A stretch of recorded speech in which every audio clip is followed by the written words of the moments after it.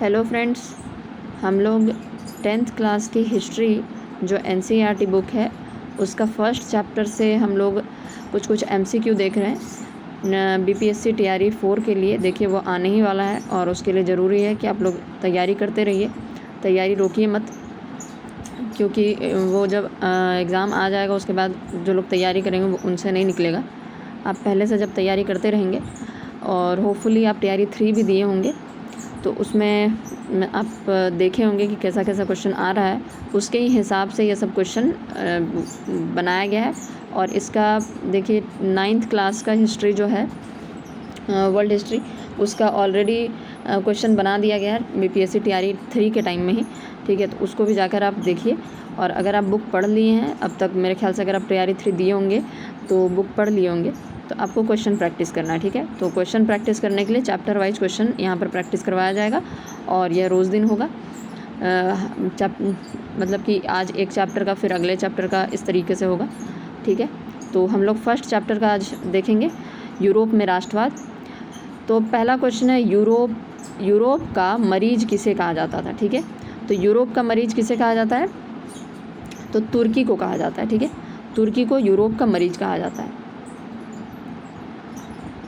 German राइन राज्य का निर्माण किसने किया है, जर्मन राइन राज्य का निर्माण किसने किया है, तो जर्मन राइन राज्य का निर्माण नेपोलियन बोनापार्ट ने किया है। राष्ट्रवाद की अवधारणा का जन्म किस घटना से माना जाता है, राष्ट्रवाद की अवधारणा का जन्म किस घटना के बाद हुआ है, तो फ्रांस की क्रांति के बाद आप जानते हैं कि राष्ट्रवाद की अवधारणा का जन्म शुरू हो गया था। नेपोलियन संहिता किस वर्ष लागू की गई, तो इसमें बहुत सारा डेट दिया हुआ है, आपको याद रखना है कि 1804 में नेपोलियन संहिता यानी नेपोलियन कोड लागू किया गया था। गैरीबाल्डी पेशे से क्या था, गैरीबाल्डी जो है वह पेशे से क्या था, वह एक नाविक था। इटली तथा जर्मनी वर्तमान में किस महादेश के अंतर्गत आते हैं, इटली तथा जर्मनी वह किस महादेश के अंतर्गत आते हैं, वह यूरोप के अंतर्गत आते हैं। ये तो बहुत ही आसान क्वेश्चन था। चलिए कुछ आसान क्वेश्चन भी होगा, उससे घबराना नहीं है कि मतलब कि ये बहुत ही इजी क्वेश्चन है तो छोड़ के नहीं जाना है, क्योंकि इसमें बहुत सारा हार्ड क्वेश्चन भी है। थोड़ा बहुत बीच में आपको बोरियत ना लगे, सब याद करने जैसा ना लगे, इसलिए थोड़ा बहुत आपको मोटिवेट करने के लिए ये सब क्वेश्चन। 1829 ईस्वी में एड्रियानोपोल की संधि किस देश के साथ हुई। अब यह क्वेश्चन इंपॉर्टेंट है, एड्रियानोपोल की संधि, तो यह तुर्की के साथ हुआ था 1829 में एड्रियानोपोल की संधि। आप वीडियो को पॉज करके और सारे ऑप्शंस को भी मतलब पढ़ सकते हैं, ठीक है। फ्रैंकफर्ट की संधि कब हुई थी, तो याद रखिएगा फ्रैंकफर्ट की संधि जो है 1871 में हुई थी। कब हुआ था, 1871 में, फ्रैंकफर्ट की संधि 1871 में। अभी हम लोग 3-4 क्वेश्चन डेट वाला पढ़े जो कि जिसमें था नेपोलियन कोड के बारे में, तो 1804 था, उसके बाद एड्रियानोपोल की संधि 1829, फ्रैंकफर्ट की संधि 1871 में, ठीक है। तो ये डेट वेट याद रखना है आपको, ठीक है। बाकी सब चीज़ तो थोड़ा बहुत याद रह भी जाता है, डेट में दिक्कत होता है। इटली एवं जर्मनी के एकीकरण के विरुद्ध निम्नलिखित में से कौन था, इटली एवं जर्मनी के एकीकरण के विरुद्ध कौन था, कौन नहीं चाहता था कि इटली और जर्मनी का एकीकरण हो, तो आप जानते हैं ऑस्ट्रिया जो है वह नहीं चाहता था, क्योंकि वहाँ का जो चांसलर था मेटरनिख, वह बिल्कुल भी नहीं चाहता था कि इटली और जर्मनी का एकीकरण हो। काउंट काबूर को विक्टर इमैनुअल ने किस पद पर नियुक्त किया, काउंट काबूर को विक्टर इमैनुअल कौन था, सर्डिनिया पिडमोंट का शासक था, और काउंट काबूर जो था उसको वह किस पद पे नियुक्त किया था, तो वह वहाँ का प्रधानमंत्री था, ठीक है, प्रधानमंत्री के रूप में उसको नियुक्त किया था। फ्रांस में किस शासन वंश की पुनर्स्थापना वियना कांग्रेस द्वारा की गई, फ्रांस में किस शासन वंश की पुनर्स्थापना वियना कांग्रेस द्वारा की गई, हैब्सबर्ग, आलिया वंश, बुर्बो वंश, जारशाही। तो फ्रांस में फिर से कौन सा शासन लगाया गया था, मतलब ये कह रहा है कि जो 1815 में जो मेटरनिख के मतलब वहाँ पर एक सम्मेलन हुआ था, कौन सा सम्मेलन अभी हमको याद नहीं आ रहा है, ठीक है, थोड़ी देर में हम हो सकता है बता दें। तो वह जो सम्मेलन हुआ था उसमें कौन सा राजवंश फिर से फ्रांस में पुनर्स्थापित किया गया था? तो यह बुर्बो वंश था, ठीक है, पहले से भी बुर्बो वंश से चलता आ रहा था। यूरोपियों के लिए किस देश का साहित्य एवं ज्ञान विज्ञान प्रेरणा का स्रोत रहा? तो यूरोप वासियों के लिए कौन सा देश का साहित्य एवं ज्ञान विज्ञान प्रेरणा स्रोत रहा? तो यह हो जाएगा यूनान का, ठीक है। यूनान का जो था वह जो साहित्य है, ज्ञान और विज्ञान है, ये सब प्रेरणा का स्रोत रहा। मेजनी का संबंध किस संगठन से है? तो मेजनी का किस संगठन से संबंध है? यह कार्बोनरी नाम के संगठन से इसका संबंध है। जर्मन राइन राज्य के निर्माण किसने किया था? यह दोबारा से यह क्वेश्चन आ गया है कि जर्मन राइन राज्य का निर्माण, तो यह नेपोलियन बोनापार्ट ने किया था। जालवेरिन एक संस्था थी, यह किस तरह की संस्था थी? यह व्यापारियों की संस्था थी, ठीक है। रक्त एवं लौह की नीति का अवलंबन किसने किया था? रक्त एवं लौह की नीति का अवलंबन यह बिस्मार्क ने किया था, ठीक है। यह जर्मनी का था, बिस्मार्क ने किया था। ऑटो को निम्नलिखित में से कहाँ का राजा घोषित किया गया? तो यह यूनान का इसको राजा घोषित किया गया था। ऑटो को यूनान का राजा घोषित किया गया था। यूनान को स्वतंत्र राष्ट्र घोषित किया गया। यूनान को स्वतंत्र राष्ट्र घोषित किया गया। कब यूनान को स्वतंत्र राष्ट्र घोषित किया गया था? 1832 में, ठीक है। इसी के साथ याद रखिए कि एड्रियानोपोल की संधि जो है वह कब हुई? वह 1829 में हुआ था, ठीक है। फ्रांस की किस संस्था ने लुई 16वें और उसकी रानी को फांसी की सजा दी? तो यह फ्रांस का कौन सा संस्था था जिसने लुई 16वें और उसकी रानी को फांसी की सजा दिया था? यह था कन्वेंशन ने, ठीक है। कन्वेंशन ने उसको, रानी को और लुई 16वें दोनों को फांसी की सजा दिया था। यह मतलब कि आप 10th क्लास की हिस्ट्री में है या नहीं, लेकिन यह 9th क्लास की हिस्ट्री में है कि लुई 16वें और रानी जो थी उसको फांसी की सजा दिया था कन्वेंशन ने। 1830 की क्रांति के बाद फ्रांस में किस प्रकार का शासन स्थापित हुआ? संघीय शासन व्यवस्था, संवैधानिक राजतंत्र, निरंकुश राजतंत्र या गणराज्य? तो 1830 की क्रांति के बाद फ्रांस में किस प्रकार की शासन व्यवस्था स्थापित हुई? संवैधानिक राजतंत्र, ठीक है। किस संधि द्वारा स्वतंत्र यूनान राष्ट्र का उदय हुआ?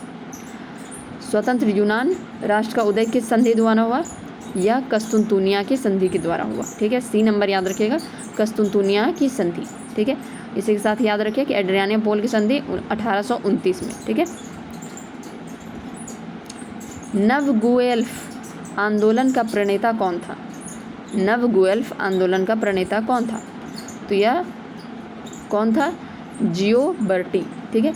यह क्वेश्चन हो सकता है आपके बुक में ना हो, लेकिन कुछ एक्स्ट्रा क्वेश्चन भी इसमें डाला गया है, ठीक है, ताकि अगर एग्ज़ाम में देखा जाता है कि केवल एनसीईआरटी से ही क्वेश्चन नहीं पूछते हैं, थोड़ा बहुत इधर उधर से भी क्वेश्चन पूछा जाता है, इसलिए अगर हमको कोई इंपॉर्टेंट क्वेश्चन लगा है तो वो हम डाल दिए हैं कि नवगुएल्फ आंदोलन का प्रणेता कौन था? यह है जियोबर्टी।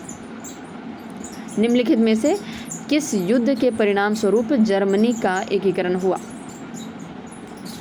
जर्मनी का एकीकरण जो हुआ वह किस युद्ध के परिणाम स्वरूप हुआ? तो सीडान के, ठीक है। सीडान के युद्ध के बाद जर्मनी का एकीकरण हुआ। ये सब क्वेश्चन बहुत इंपॉर्टेंट है। निम्नलिखित में से किस वर्ष अलेक्जेंडर चिपसिलांटी के नेतृत्व में यूनान में विद्रोह शुरू हुआ? तो यूनान में विद्रोह कब शुरू हुआ था? यूनान में विद्रोह जो हुआ था 1821 में शुरू हुआ था, ठीक है। और किसके नेतृत्व में? तो अलेक्जेंडर चिपसिलांटी। हितेरिया फिलाइक नामक संस्था की स्थापना हुई। हितेरिया फिलाइक नामक संस्था की स्थापना हुई थी कहाँ पर? यस सी ओडेसा में, ठीक है, ओडेसा में हुआ था। तो यह हो सकता है एनसीईआरटी की बुक में यह नहीं भी दिया हो, पर यह एससीईआरटी बुक से भी यह क्वेश्चन बनाया गया है, ठीक है। तो आपको याद रहना चाहिए कि यूरोप में राष्ट्रवाद जो है वह दोनों ही बुक से एनसीईआरटी और एससीईआरटी में भी थोड़ा बहुत मिलाया गया है, क्योंकि क्वेश्चन किसी में से भी पूछा जा सकता है। केवल ऐसा नहीं है कि केवल एनसीईआरटी से पूछा जाएगा, एनसीईआरटी और एससीईआरटी से तो पूछेगा ही, लेकिन साइड से भी कोई अगर इंपॉर्टेंट क्वेश्चन हो तो पूछा जा सकता है। इसलिए ओडेसा में याद रखिएगा, हितेरिया फाइलेक नामक संस्था जो है उसका स्थापना ओडेसा में हुआ। निम्नलिखित में से कौन जैकोबिन क्लब का सदस्य था? तो आपको याद है टीपू सुल्तान जो है वह जैकोबिन क्लब का सदस्य बना था। ठीक है, वियना सम्मेलन, हाँ वो जो हम बता रहे थे उस समय कि 1815 में कौन सा सम्मेलन हुआ था, तो वियना सम्मेलन हुआ था। ठीक है, 1815 में नेपोलियन के मृत्यु के बाद, जब नेपोलियन से कुछ हार गया, उसका डेथ हो गया, उसके बाद वियना सम्मेलन हुआ था। कहाँ पर हुआ था? वो ऑस्ट्रिया में हुआ था। ठीक है, ऑस्ट्रिया में हुआ था, ऑस्ट्रिया के वियना में हुआ था। वियना जो है ऑस्ट्रिया का कैपिटल है। तो वियना सम्मेलन की मेजबानी निम्नलिखित में से किसने की? तो वह था मेटरनिख ने। ठीक है, मेटरनिख ने वियना सम्मेलन की मेजबानी निम्नलिखित में से किसने की? मेटरनिख ने। चार्ल्स एल्बर्ट निम्नलिखित में से कहाँ का शासक था? चार्ल्स एल्बर्ट जो था वह सर्डिनिया पिडमोंट का था। ठीक है, और विक्टर इमैनुअल भी कहाँ का था? वह सर्डिनिया पिडमोंट का ही था। तो चार्ल्स एल्बर्ट जो था वह पहले था और उसके बाद विक्टर इमैनुअल आया था। ठीक है, विक्टर इमैनुअल द्वितीय। फ्रांस में नेपोलियन संहिता किस वर्ष लागू की गई?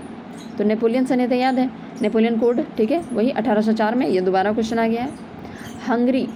हंगरी की अधिकांश जनता कौन भाषा बोलती थी? हंगरी की अधिकांश जनता कौन सी भाषा बोलती थी? तो हंगरी की अधिकांश जनता जो है वह मैग्यार भाषा बोलती थी। हंगरी की अधिकांश जनता मैग्यार भाषा बोलती थी। नेपोलियन ने जर्मनी में किस संघ की स्थापना की थी? तो जर्मनी में हम लोग पढ़ते आ रहे हैं कि यह नेपोलियन ने राइन संघ की स्थापना की थी। वियना सम्मेलन का आयोजन किस वर्ष हुआ था? 1815 में। 1814 में नेपोलियन का डेथ हो गया और उसके बाद नेपोलियन के डेथ होने के बाद वियना में सम्मेलन किया गया था, जिसका जो हेड था यानी कि उसका नेतृत्व कौन कर रहा था? मेटरनिख। किस वर्ष गैरिबाल्डी ने रोम पर आक्रमण करने की योजना बनाई? रोम पर वह किस वर्ष योजना बना रहा था आक्रमण करने का? 1862 में। ठीक है, ठीक है, आगे देखते हैं। बुर्बो वंश का शासन किस देश में था? तो यह तो फ्रांस में था, हम लोग जानते ही हैं। मार्सिले लिखना चाहता है। मार्सिले किस देश का राष्ट्रभक्ति का गीत है? तो मार्सिले किस देश का राष्ट्रभक्ति गीत है?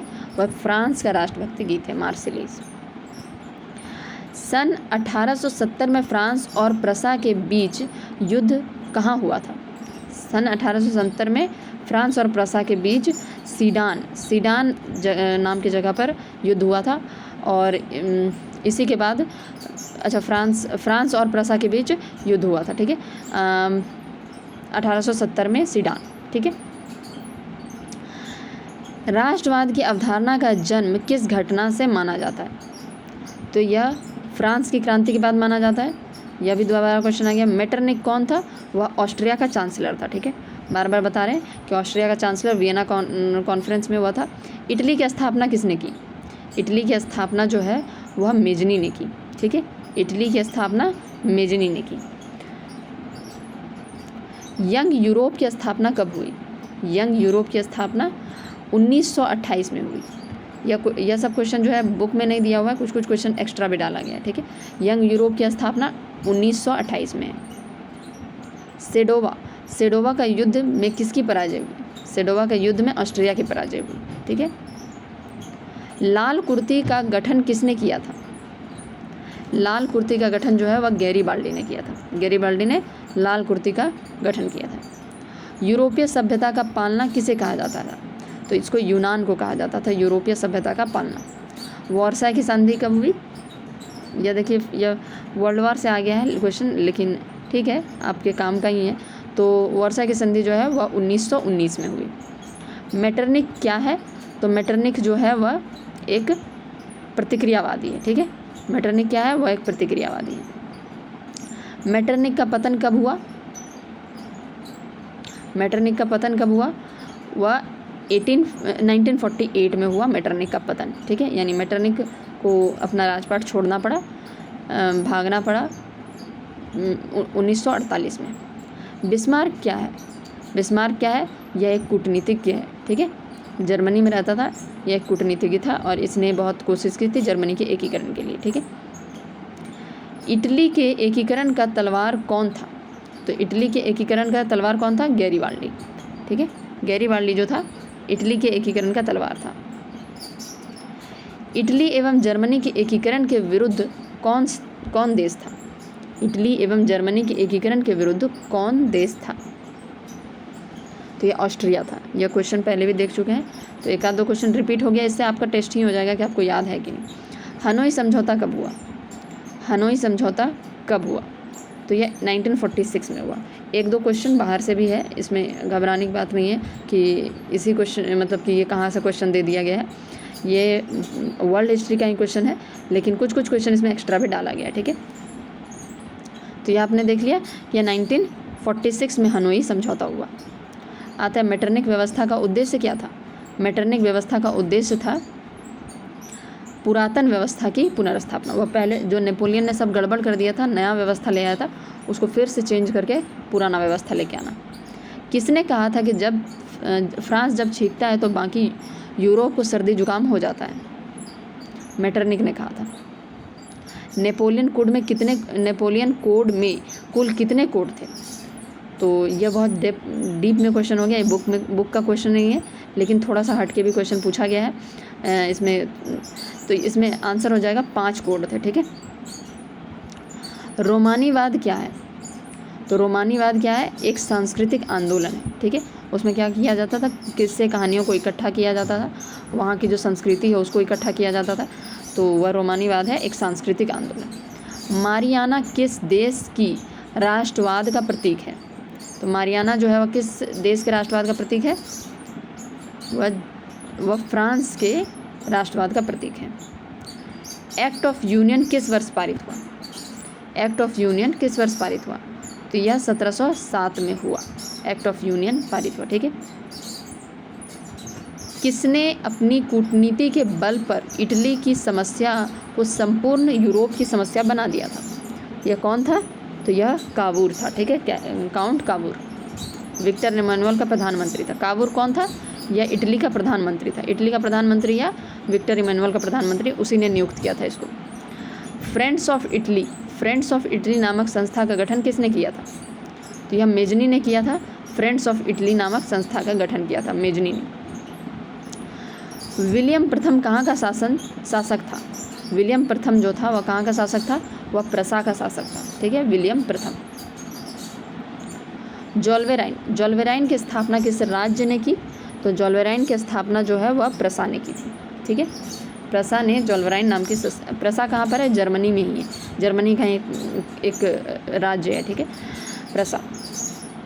बिस्मार्क किस विद्वान की विचारधारा से प्रभावित था? तो बिस्मार्क जो है वह हेगेल की विचारधारा से बहुत ज़्यादा प्रेरित था। किस युद्ध के बाद जर्मनी का एकीकरण हुआ?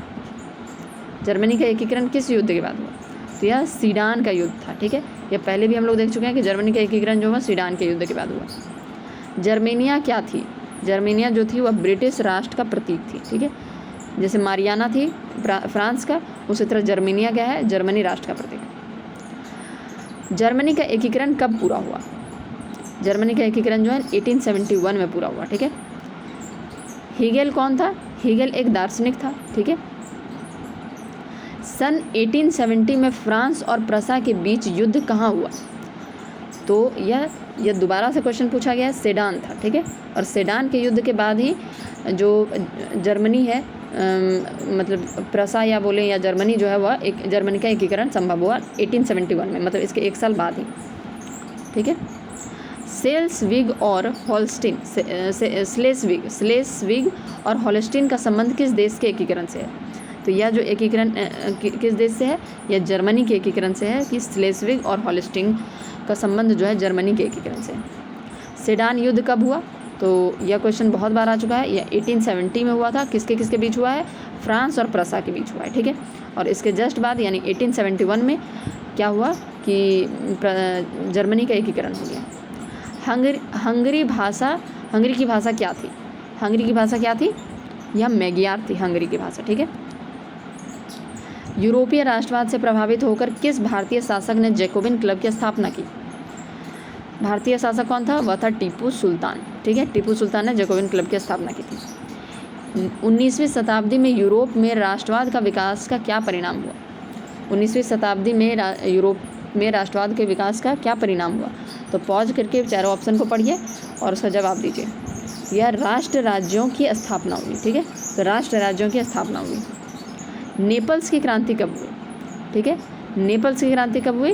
1821 में, ठीक है, 1821 में नेपल्स की क्रांति हुई। 1821 में जो था वह नेपल्स की क्रांति शुरू हुई थी।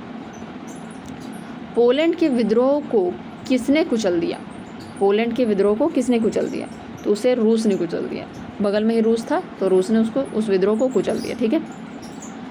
युवा इटली संस्था का स्थापना, युवा वही यंग इटली, अगर आप लोग यंग इटली पढ़े हैं तो ठीक है, यंग इटली संस्था का विकास किया किसने किया था? या मेजनी ने किया था, ठीक है। यूनानी स्वतंत्रता आंदोलन के दौरान कौन ब्रिटिश कवि शहीद हुए?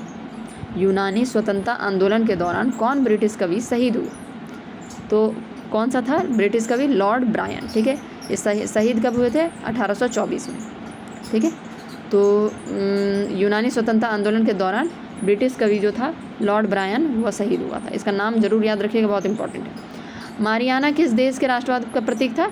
तो यह फ्रांस का प्रतीक था, ठीक है। और जर्मेनिया जर्मनी का।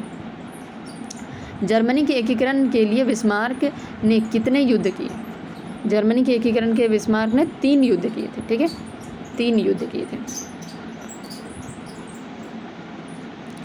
फ्रांस के किस राजा ने कहा, अंग्रेजी राजा की भांति शासन करने की अपेक्षा लकड़ी काटना अधिक पसंद करूंगा?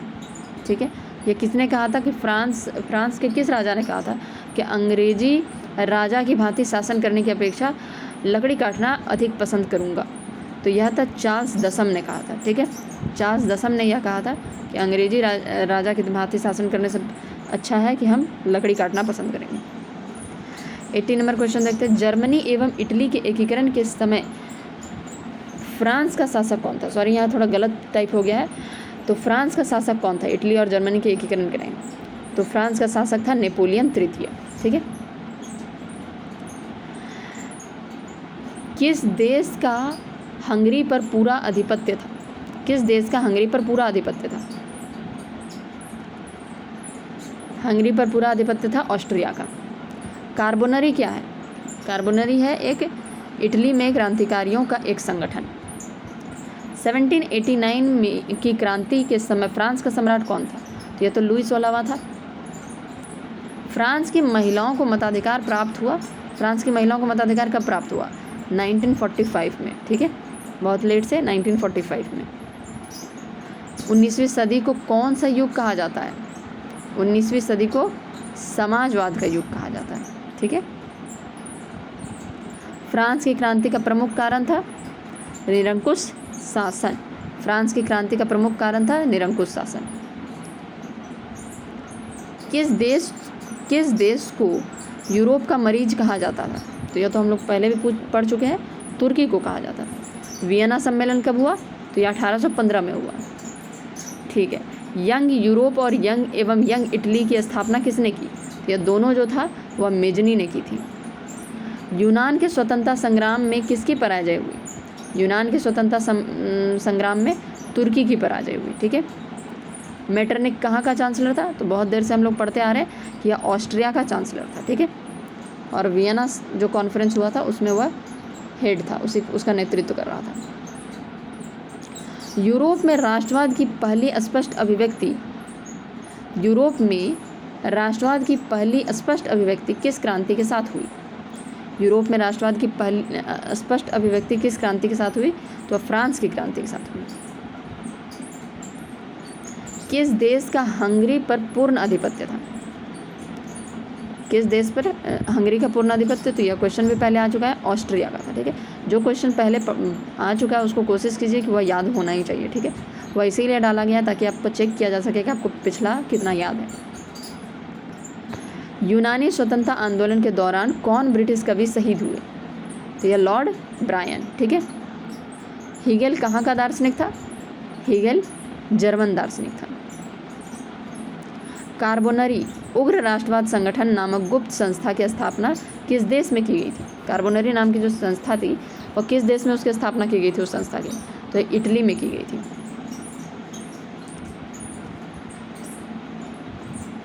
फ्रांस के किस राजा ने कहा था अंग्रेजी, ये तो हम लोग पढ़ चुके हैं, तो यह चार्ल्स दसम ने कहा था कि अंग्रेजी राज का शासन करने से बेहतर है कि हम लकड़ी काटना अधिक पसंद करेंगे, तो ये चार्ल्स दसम था। ठीक है। कार्बोनरी की स्थापना किस वर्ष हुई, तो कार्बोनरी की स्थापना जो है वह 1810 में हुई थी। कार्बोनरी नाम के जो संगठन था उसका स्थापना 1810 में हुई थी। तो देखिए यह 98 क्वेश्चन था, इसमें काफ़ी सारे रिपीट भी हुए थे और कुछ एक्स्ट्रा क्वेश्चन भी डाला गया था इसमें, तो वो सब इग्नोर नहीं करना, उसको भी पढ़ना है। वो बुक से बाहर है लेकिन वो सारे इंपॉर्टेंट क्वेश्चन है, ठीक है, तो उसको याद रखना है। Okay, thank you. अब हम लोग कल नेक्स्ट पार्ट में मिलेंगे, मतलब नेक्स्ट पार्ट में नहीं, इसका ये चैप्टर कंप्लीट हो गया, अब हम लोग इसका नेक्स्ट लेसन में मिलेंगे, ठीक है। Thank you.